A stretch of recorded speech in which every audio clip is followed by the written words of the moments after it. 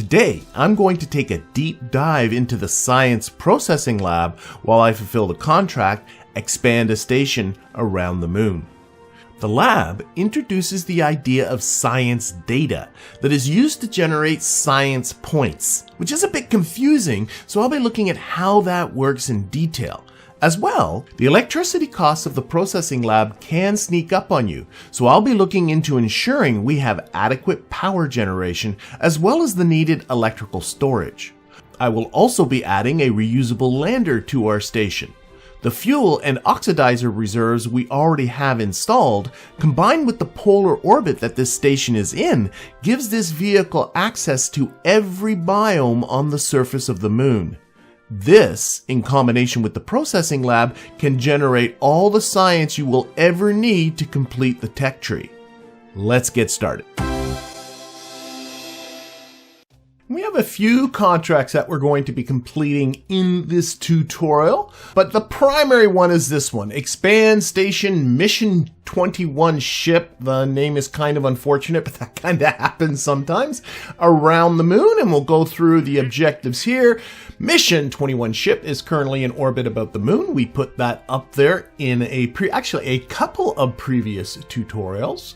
Mission 21 Ship currently supports 11 kerbals, and in order to satisfy this contract, what we need to do is be in command of the ship, ensure that the station has an antenna, docking port, and generate power. Of course, it already has those things. Have a facility to support at least 16 kerbals. So what we need to do is up the number of berths by 5. One of the things we're obviously going to be doing in this one is putting in a science lab, and that is 2 extra spots for kerbals. So we need 3 more, and we'll get to that short enough as where we're going to get the other 3. And then the common maintain stability for 10 seconds and put the station in orbit about the moon, but of course it already is in orbit about the moon, so those last 2 are rather superfluous. I also have, for this tutorial, a plant a flag on the moon, which of course just means planting a flag on the moon. That of course means getting down there to the surface, and we're going to get down there to the surface from the station. Remember that the station has all kinds of fuel on it to support a lander, but what it's missing is a lander, so that is also going to be part of this tutorial. And then finally we have this one, science data from space around the moon. Really easy. Always grab these ones when you have a chance to do so.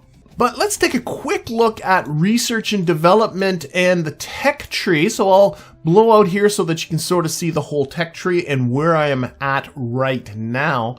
For the science lab, you need to have advanced exploration unlocked. That's this node right here, and there is the science lab. So to do this tutorial, at the very least, you need to have this node unlocked. But I'm going to unlock a couple of other nodes down here as well. I have a lot of science thanks to my recent Eve mission, and I'm looking here at Unmanned Tech. Unmanned Tech gives you a couple of extra probe bodies, and we'll talk about the advantages of these probe bodies, in particular the Octo 2, in just a little bit. So I'm going to unlock that for 300 science, and I'm also going to go into high-powered electrics.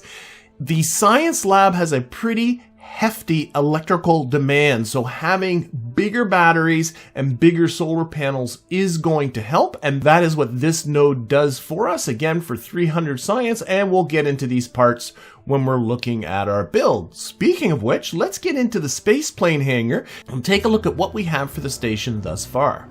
So here is the station in its current state. You can see here, and again, I'm in the space plane hangar because I like having that extra lateral motion that you get, by the way, by holding the center wheel of the mouse down and just sliding back and forth. We have a couple of hitchhikers. That's 8 kerbals that can fit in there. We have this ship that's docked with it right now, and don't forget that ships do count when it comes to satisfying those contracts. Remember, we got to get up to 16 kerbals, but that brings us up to our 11. We also have this thing that is full of liquid fuel and oxidizer that was required from a previous mission.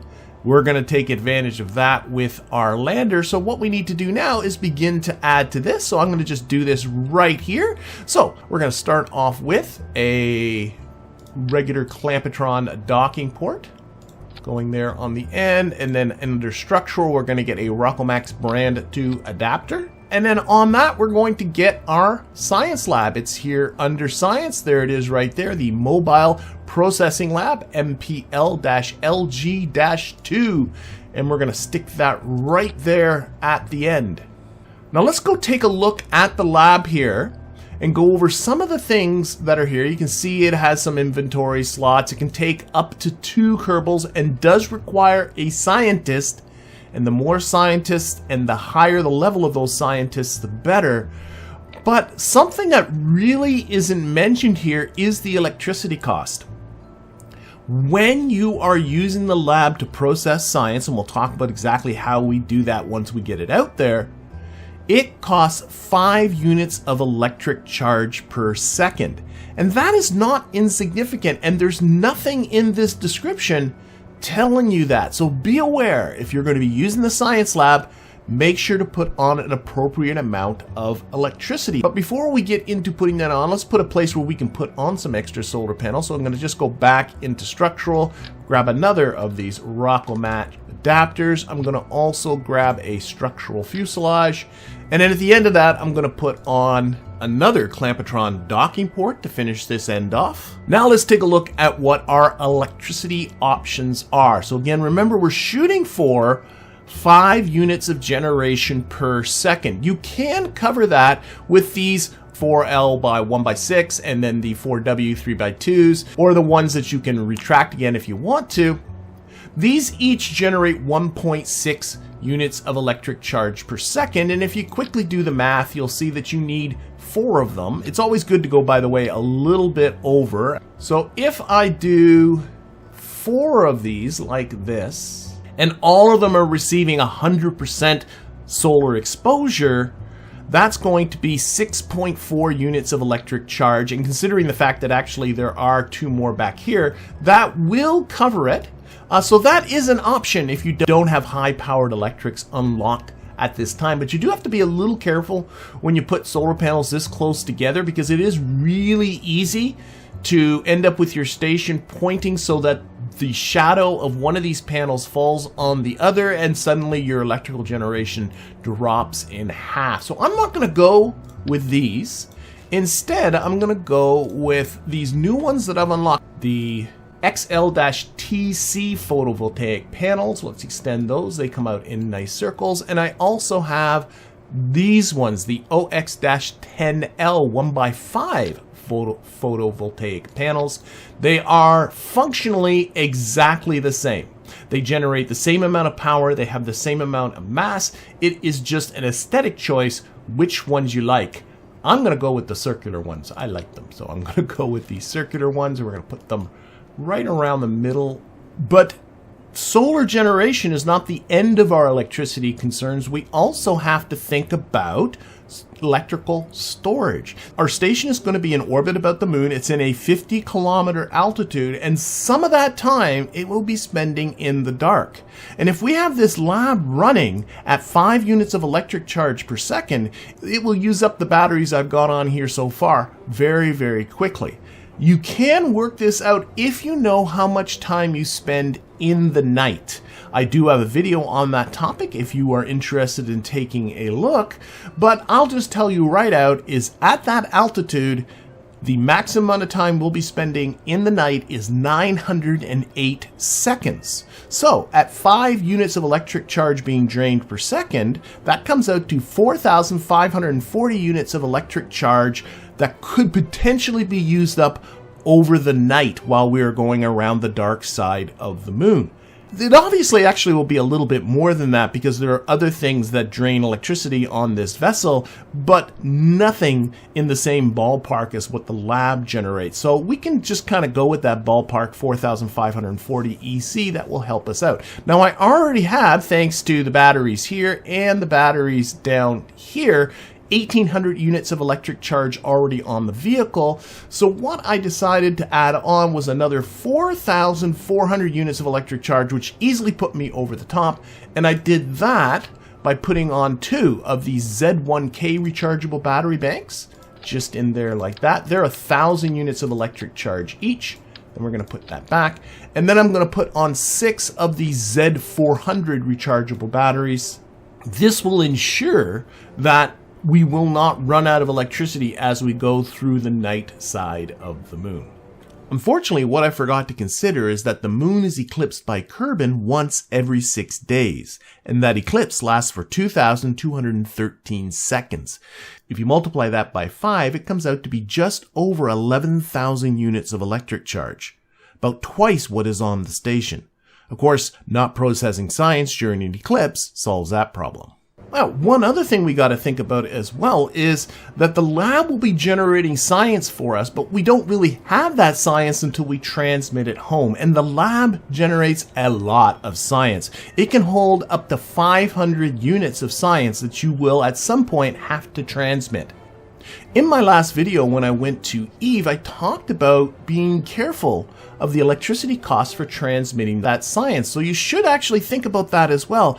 So right now, this station has a single Communitron 16 antenna, which, as far as the signal strength goes, is as much as you need for the moon. And if you use the techniques from last episode to work out the electricity cost of transmitting 500 science, you'll find that it is more than covered by the batteries we just added. Just make sure the batteries are fully charged before transmitting. You will also find that it would take 2.5 minutes for the little Communitron to squeeze all that data out. I could of course just time warp during transmitting, but I have these other antennas, so I decided to add on a single DTS-M1 antenna, mostly for looks, but it does cut a minute off that transmitting time. After that, I added on a scattering of lights, but don't forget, for the contract I need to be able to house an additional 5 KERBALs, and again the lab module just adds 2, but well, we're going to have to bring up some scientists for this lab module anyway, so we're going to bring up another one of our vessels here. So once we put on a second one of these, like so, that is now 2 plus 3. We have now met the requirements of the contract, and we haven't even got into the lander, which is also going to be coming up here. But the next step in all of this, well, is getting this thing to the station. So we'll take our new module over to vehicle assembly so we can build a transport, but that means putting together a Delta V budget. Thankfully, I've already brought modules to this station, so the budget for this is going to remain the same. It's about 2,140 meters per second for the transfer stage, and I want a total budget of 4,940 for the entire mission. And if you want the details on how I'm coming up with that budget, then just go back to that video where I talk about it in detail. You do want to take a moment to think about how you want this module to attach to the station. I have it oriented this way because the top docking port is what's going to connect to the station, leaving the bottom docking port to be connected to our transfer vehicle. And we're going to start that off with a very familiar 1.25 meter service bay. But I am going to put on a new part here, the Probodyne Octo 2 probe core that I just unlocked. This is a great little probe core. Number one, because it is so small. Let's actually throw this in here and I'll show you what I mean. How small it is. It's only, and it's very, very thin, and it's very, very light. Only 40 kilograms, lighter than the other probe cores that you see here. However, it does not have any reaction wheels. If you need reaction wheels for attitude control, realize they aren't in the probe body. You need to add them with another part. But what I really like about them is if I scroll down here to SAS, it has stability assist, we're used to that. It has prograde and retrograde hold, we're used to that. But this probe core also has radial and normal attitude hold. So you can lock onto radial and normal vectors. So it gives you additional functionality when you're out there flying about. Now I do want to deorbit this transfer vehicle once it's finished delivering its cargo, so that means it's going to have to fly autonomously for a little bit. So I added on a Z100 battery plus a Communitron 16 antenna. I then added on 2 advanced reaction wheels to help slug around this rather heavy payload, and then 8 Oxstats photovoltaic panels, which I'm realizing now is actually rather superfluous, but they're on there anyway. I then removed 2 of those panels and put in their places 2 Stratus 5 Round of 5 monopropellant tanks, because we are going to have to do some docking and that's going to require RCS. Under that went a 2.5 meter fairing, and it's only connected by the docking port, which is always going to be flimsy, so I shored that up with 4 struts to make this a little bit more stiff. Under that went an X200-16 LFO tank, followed by the RE-1110 Poodle liquid fuel engine.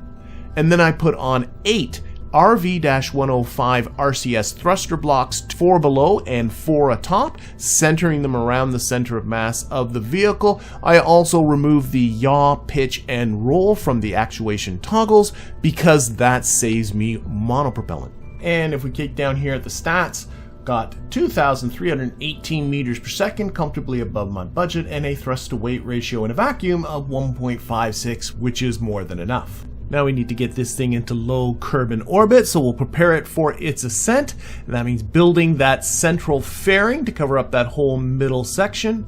Up at the top, I put an upside down 1.25 meter fairing base and built it downwards to clean up that top part.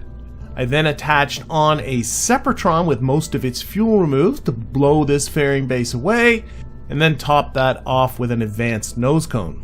And I already made the booster and saved that to my booster library. It is booster number 12 here. I'm going to stick that on the bottom, make sure our staging isn't messed up. That gets me a total delta V of 5,151, and after tweaking the thrust limiter, a sea-level TWR of 1.33. And just to go over this booster, it's really simple. We have a TD-25 decoupler, underneath of which is a Rockomax X200-32, and then under that, the Rockomax Jumbo 64 with a mainsail on the bottom, and then simply 4 small tail fins for stability, and that is the whole thing. All right, let's get this to the moon. Now I will say this rocket is tippier than most of the other rockets you have seen in this series. Ways to counter that is, number one, go up more steeply than you probably normally would, and also when you make adjustments, don't stray far from that prograde vector. In fact, keep it inside that little yellow circle that makes up the prograde vector on the nav ball. In fact, for most of the flight, you should just keep it locked flat onto that normal vector and not put in any inputs at all. But if you are having trouble flying this rocket, a couple of things you can do to fix it is to replace those small tail fins on the bottom with bigger ones, and or put on more reaction wheels. As for getting to the moon station, well, this is the 4th component to be joining that station, so I'm not going to be going over any of that again. If you want the details, then check out that moon station video. One thing to be careful about are reaction wheels, especially on vessels on stations where you have reaction wheels pointing in different directions. So for instance, there are reaction wheels underneath these batteries here that would be 90 degrees to these reaction wheels. So you definitely want to turn all but one set of them, or at least all the ones that are pointing in a different direction, off by hitting the toggle torque thing. I'm going to keep, there's 2 sets here, so I'm going to keep one of them going because I do need it right now, but then I'll make sure to turn that off when we get there. There we go, and then we'll just toggle this torque right away here, because what you get are reaction wheels that start fighting each other across flimsy docking ports, and that can be, well, it can be flat out destructive. Although, right now, up here, I have my 2 pilots and an engineer. I don't have any scientists, so I can't work the lab just yet. But one thing I can do with the lab, it's not about science, but one of the side benefits it has is a button here to level up the crew. So you don't have to, if you have a lab aboard, wait till you're back at the KSC to level that crew up. So I'm going to do that right now. Level up the crew, and you can see that Adam W and Mark VD have both gained some experience. Not enough to pump them up a level, but experience nonetheless. But to do any more with the lab, I need to get up some scientists. Before I get to that, I got Bill outside to strut up the connection between our new lab module and the rest of the station. Remember, docking ports are always pretty flimsy, and this certainly helps. And while Bill was out here, I kind of noticed that although I have this ginormous fuel module full of liquid fuel and oxidizer, there isn't any spare monopropellant aboard this station, and that little transfer vehicle has actually quite a lot of monopropellant left. So Bill, while he was out here, grabbed those Stratus 5 roundified tanks and moved them over to our fuel module. And after deorbiting our little tug, it was time to bring up our scientists. And as this is an identical vessel to the one that brought up the initial crew of my moon station, I'm going to be spending very little time with it, other than to introduce our crew. Leading the charge, we have Mission Commander Valentina Kerman, and for our two scientists, we have the rookies Mark E. Kerman and Michael H. Kerman. Just like the rest of the non-original 4 in this series, Mark and Michael are just 2 of the wonderful Patreon patrons and YouTube members who support this channel. Speaking of which, I'm going to take this opportunity to introduce my 2 most recent supporters, the Desert Shark Hunter and Robert Freeberg. Thank you very much for your support, and if you would also like to support this channel, the links are in the down below. And with the arrival of our newest crew members, we'll put our scientists immediately to work by transferring them into the Mobile Processing Lab. Let's right-click on the lab, and let's get into how this all works. So if we go up here towards the top here, notice that Mobile Processing Bay can both collect science, up to 500 science, and it can collect data, up to 750 data. And this is a little bit confusing because what the heck is the difference between data and science? So let's start by actually just doing some sort of experiment while we have this thing attached. So for instance, if I just right click on one of these hitchhikers, I should be able to do a crew report. There it is, a crew report. We'll take a look here. Now, of course, I've done crew reports in space near the moon before. And if you notice, there is no science here for me to collect. However, if you come over here, there is now a new button that says process in the lab. And this button has appeared because we have obviously the lab attached. And underneath that process in the lab, it says 19 data, which equals 95 science. So let's go through and try to understand what is that talking about there with data. So when I hit that button, what's going to end up happening is I'm going to get 19 data. That data is not science yet. I can't transmit it. I can't bring it home. What I have to do then is I have to process it. And over the course of processing, that will turn into 95 science. And once that science is created, I can transmit that back home, or if I like, I can put that into a vessel and bring it back to the KSC and recover it. Both ways will work just fine. As far as how much data that is, what determines this 19 data, it works like this. It takes the raw amount of science that would have been recovered from a crew report, and then it applies bonuses to that. The bonuses are as follows. If the lab is in the same SOI as where that science is being collected. So for instance, this is a science report in space near the moon, and our science lab is located in the moon's SOI. If that is the situation, you get a 25% bonus on top of the data. So this 19 data actually is higher than it otherwise would be if this lab were not in the moon's SOI. So this is here to encourage you to bring the labs out there into the field, into the situation in which you are collecting that science. Anywhere in the moon's, any science on the moon, if it's processed in this lab, any science in the moon's SOI, regardless of the situation, space high, space low, on the surface, doesn't matter. If it's processed in this lab, we'll get a 25% bonus. If this lab were situated on the surface of the moon, it would get an additional 10% bonus on top of that, and those two bonuses are multiplicative. They multiply together against each other. So getting a lab down on the surface gives you even a further bonus for the data that is collected in the moon's SOI. Now, before you get too greedy and think, oh, I'm just going to put a lab and just put it there on the launch pad and collect all kinds of data that way. No, the game's on to you with that one. If you put the lab on the surface of Kerbin, you get a 90% penalty on the data. It's so little, it's not even worth your time to do it. So you do have to get the lab out and about is the moral of that story. So let's hit that process thing. And now let's go and take a look at our lab. So if I look at the lab now, you'll see that there is now 19 science in that lab of a total of 750 that I could collect. And if I were to begin processing it, it would generate 2.565 science per day. The rate at which it is processed is dependent upon the combined level of the scientists that you put into that lab. So right now my two scientists, if I can find them here, there they are, Mark and Michael, are both level 1 scientists, so that's a combined level 2. If they were higher levels, this rate would go up. And unfortunately, if I try to level them up, they are still just level 1. All they've done is orbited the moon. It's just not enough. So the more scientists and the higher the level of the scientist improves this rate. And yes, you can put multiple labs onto a station and all those are all going to add together.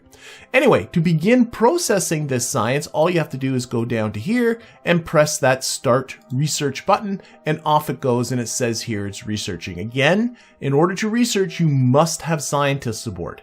This research will continue regardless of whether this is the active vehicle or not. So you can go off and do other things, and this science will continue to be collected in the background. Now, right now, this doesn't seem like a whole lot of science, but remember, all I did was look at a single crew report. There are all kinds of science that I could do as well. For example, I could do an EVA report. This one is over the Highlands. Notice that there is no processing button. That is because the lab isn't attached to our EVA'd KERBAL. But I can still collect it, even though there is no science. And once I board, the experiment gets stored, and if I bring up that report, now it can be processed.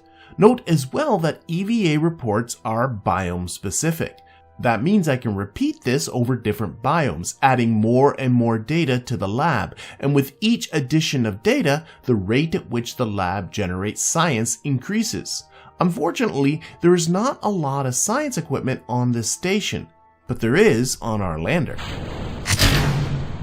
You didn't think we were done, did you?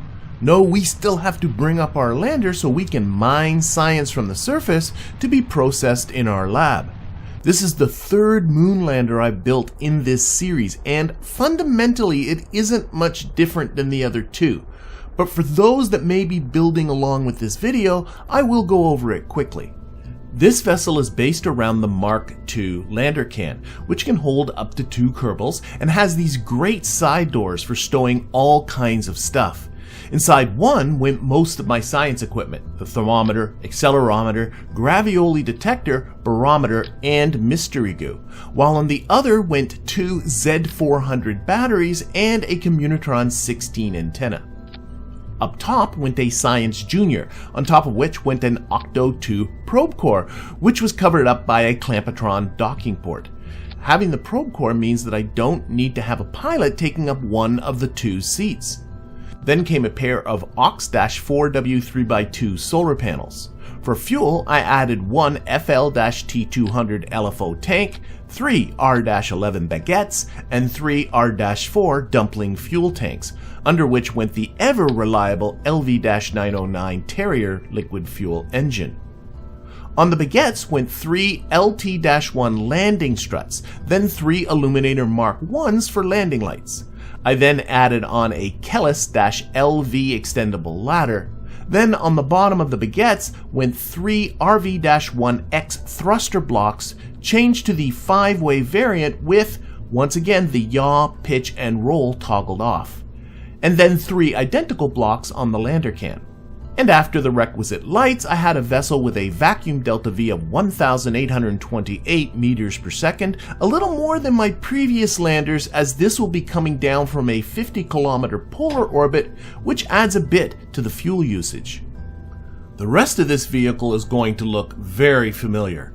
The transfer vehicle consisted of a TD-12 decoupler and a 1.25 meter service bay, inside which went an Octo 2 probe core, Z200 battery, small reaction wheels, and a Communitron 16 antenna. Then went on a 2.5 meter fairing to enclose the lander, under which went a Rockomax X200-16 LFO tank and the RE-1110 Poodle liquid fuel engine. And if that isn't familiar enough, the booster is the identical booster that lifted up the lab module earlier in this video. There are enough fuel reserves on this station to completely fill the lander 20 times. There are 17 biomes on the moon to visit. That means the vehicles docked with this station are capable of visiting and extracting the science from every biome on the moon. I saw that the station was coming up on the polar crater, so Val took one of our scientists into the lander and headed on down. Once there, I collected all that surface science, transmitted all of it, even the lower return stuff like the Science Junior, as I have no plans to return these folks to Kerbin anytime soon. Then I collected it again, even the stuff that is now 0 science. Don't forget, it can all be stored in the lab and then processed into transmittable science. To give you an idea of how much science there is here, I performed and transmitted 9 experiments on the surface, all of which were biome specific for 299 science straight up. However, the experiments I collected for the lab totaled 690 data, and once processed, that's 3,450 science. And that's just one of 17 biomes. The downside? With this setup and my level 1 scientist, it will take 341 days to process all the science from just that one biome.